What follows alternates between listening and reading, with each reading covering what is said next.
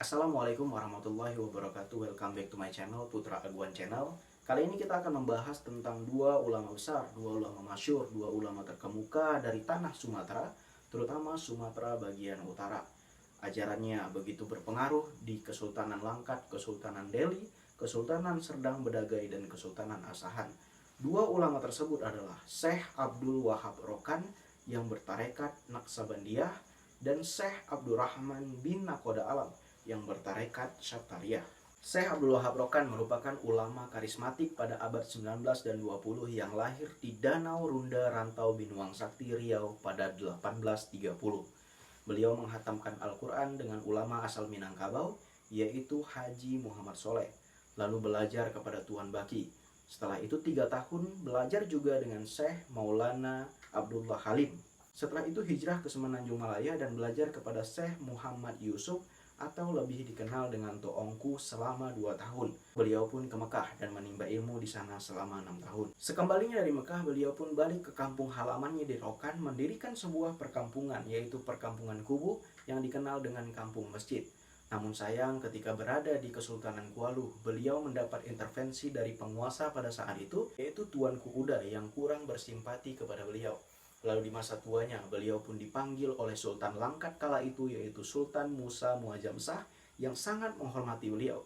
Beliau dipanggil diangkat menjadi khalifah pada 1882. Beliau diberikan tanah untuk mendirikan pusat suluk Naqsabandiyah.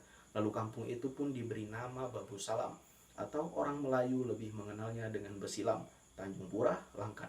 Setelah sempat pindah ke Sumujung, Malaysia, beliau pun kembali lagi ke Langkat, kembali ke Besilam. Pada 1926 beliau pun meninggal di usia 115 tahun. Lalu setelah itu adalah Syekh Abdurrahman bin Nakhoda Alam, merupakan ulama yang bertarekat Syattariyah. Lahir pada 1858 di Tanjung Tiram, Asahan. Beliau usianya 28 tahun lebih muda dari Syekh Abdul Wahab Rokan. Pada usia 17 tahun, beliau pun merantau ke Minangkabau, tepatnya di Bukit Tinggi. Beliau belajar ilmu syariat, ilmu hakikat, dan ilmu fikih dengan Syekh Jambe.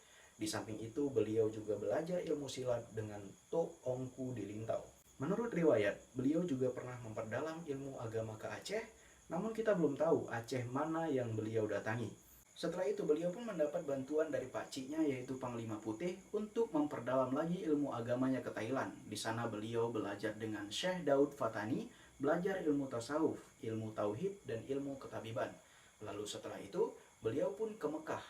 Setelah belajar dan memperdalam ilmu ke sana, pada tahun 1901, beliau balik ke Asahan, diberi tanah oleh Datuk Adil dari kabut-kabutan sampai ke Sungai Besar. Lalu kampung itu diberi nama Silau Laut. Sebelum akhirnya beliau pun meninggal di sana setelah mengajarkan dakwahnya pada 1941 di usia 125 tahun, 4 tahun sebelum Indonesia merdeka.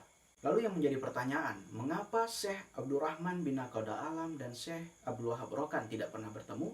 Padahal sama-sama hidup di abad 18 dan 19, sama-sama menjadi ulama di Kesultanan Melayu terkhusus bagian utara, dan sama-sama memiliki guru yang sama, yaitu Syekh Sulaiman Zuhdi yang bernasab kepada tarekat Naqsabandiyah.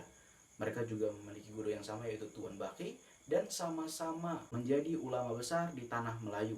Dan padahal mereka juga hidup sejaman. Mengapa mereka tidak pernah bertemu? Jika teman-teman ada yang tahu jawabannya, bisa komen di bawah. Dan jika suka dengan konten ini, maka nanti kita akan bikin part 2-nya. Sekian, terima kasih. Saya Putra Aguan. Wassalamualaikum warahmatullahi wabarakatuh.